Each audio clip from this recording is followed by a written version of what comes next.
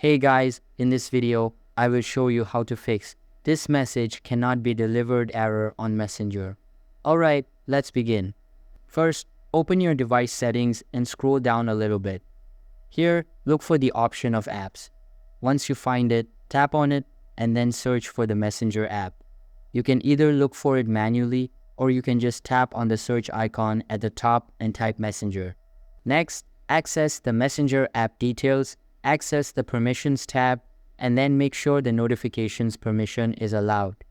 Then, get back to the app info tab and access the storage section. You might need to scroll down a little bit, so make sure to access it. Once inside, tap on Clear Cache and close settings. Now, open the Play Store app and search for Messenger.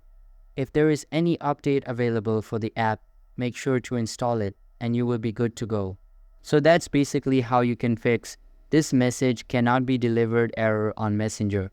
And that's it for this video. If you find this helpful, consider subscribing and giving this a big thumbs up. Thanks.